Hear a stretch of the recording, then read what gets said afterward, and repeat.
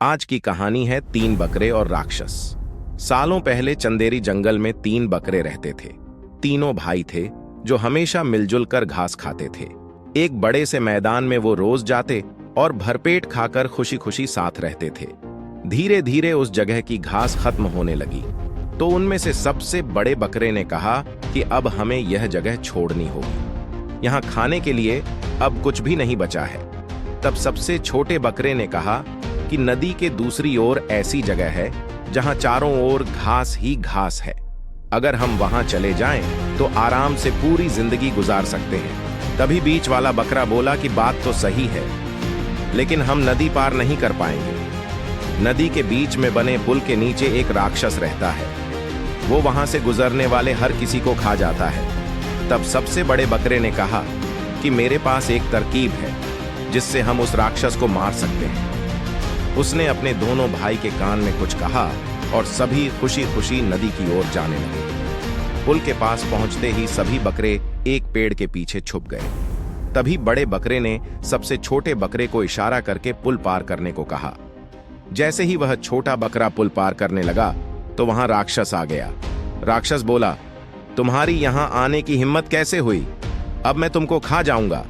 तभी बकरा कहता है कि राक्षस महाराज, मैं तो बहुत छोटा हूं, मुझे खाने से आपका पेट भी नहीं भर पाएगा।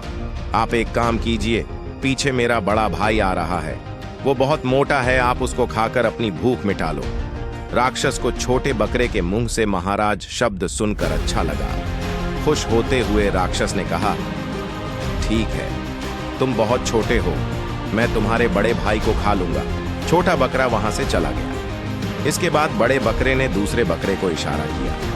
फिर वो भी पेड़ के पीछे से निकलकर पुल पार करने लगा। वहां राक्षस पहले से ही उसका इंतजार कर रहा था। बकरे को देखकर राक्षस खुश हुआ और उससे कहा कि मैं तुमको खा जाऊंगा। तभी बकरे ने घबरा कर कहा, हे राजाधिराज, मुझे खाकर आपको क्या मिलेगा? मैं तो आपके नाश्ते के बराबर भी नहीं हूं। आप थोड़ा और इंतजार करें तो आपको ऐसी दावत मिलेगी कि आप कभी नहीं भूलेंगे। राक्षस ने उसकी बात सुनकर पूछा, कैसे? तब बकरे ने कहा कि पीछे से मेरा बड़ा भाई आ रहा है, वो मेरे जैसे 10 बकरों के बराबर है, आप उसे कई दिनों तक आराम से खा सकते हैं। राक्षस ने उसके मुंह से राजाधिराज और मोटा बकरा खाने की बात सुनकर उसे पुल पार करने की इजाजत दे दी। आखिर में सबसे बड़ा बकरा पुल के ऊपर चढ़ा और उसे पार करने लगा। तभी उसके सामने राक्षस आ गया और जोर जोर से हंसने लगा। हंसने के बाद राक्षस ने कहा कि आज तो मजा ही आ गया, तुम बहुत मोटे हो, तुम्हें खाकर मैं अपनी भूख मिटाऊंगा। राक्षस की बात सुनकर बकरा कुछ कदम पीछे गया और तेजी से दौड़ता हुआ राक्षस के सीने पर अपने सींग मार दी। अचानक हुए वार से राक्षस संभल नहीं पाया और पानी में गिर गया। गिरते ही वह नदी के तेज बहाव में बहता हुआ दूर निकल गया।